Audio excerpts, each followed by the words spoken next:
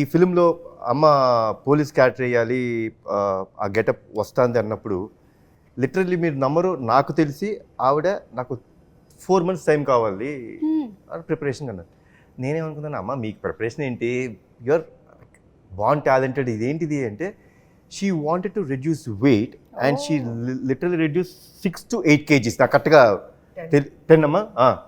అంటే on the process మనం కూడా ఒక సంవత్సరం పాటు తీసాను సినిమాని. సో తీసే ప్రాసెస్లో కూడా కొంచెం వెయిట్ రెడ్యూస్ అయ్యి ఉంటారు. సో లిటరలీ లైక్ తినేవారు కాదు, నాన్ వెజ్ మానేశారు. సో టు రెడ్యూస్ అంటే ఫర్ ద క్యారెక్టర్ ఆ డ్రెస్, పోలీస్ డ్రెస్ మళ్ళీ వేయాల్సి వస్తుంది కాబట్టి she wanted to be that fit. Okay.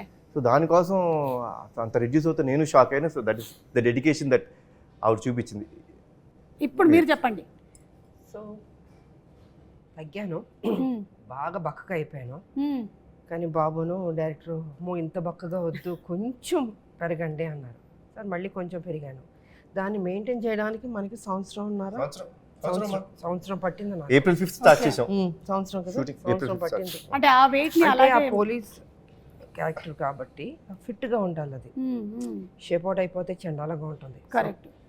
ఎప్పుడైనా ఆ గెటప్లో చూస్తున్నప్పుడు కర్తవ్యం గుర్తుకొస్తుంది ఆడియన్స్కి. కరెక్ట్. సో అలా చూసుకోవాలంటే నేను పర్ఫెక్ట్గా ఉండాలి. సో దానికి కొంచెం జాగ్రత్తలు తీసుకుని మెయింటైన్ చేస్తూ, అప్పుడప్పుడు ఇబ్బందులు పడుతూ, నోరు కట్టుకుంటూ, తిండి తినకుండాను. బట్ ఎనీవే సినిమా ఆ క్యారెక్టర్ చూస్తున్నప్పుడు మళ్ళీ కర్తవ్యం గుర్తుకొస్తున్నట్టే అనిపించింది. I'm happy. మీరు కర్తవ్యం చేసినప్పుడు కూడా ఇన్ని జాగ్రత్తలు తీసుకున్నారు? అప్పుడు జాగ్రత్తలు లేదు, అస్సలు లేదు.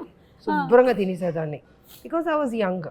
ఇప్పుడు మన పెద్దోళ్ళు అయిన తర్వాత బాడీ మనం చెప్పినట్టు విందు, కానీ మనం చెప్పినట్టు వినేటట్టు చేయాలి, వెంట తీయాలి. అప్పుడు కేర్ తీసుకున్నారో లేదో తెలియదు కానీ ఇప్పుడు మాత్రం కేర్ తీసుకోలేదండి. అంటే ఫైట్స్ జరిగేటప్పుడు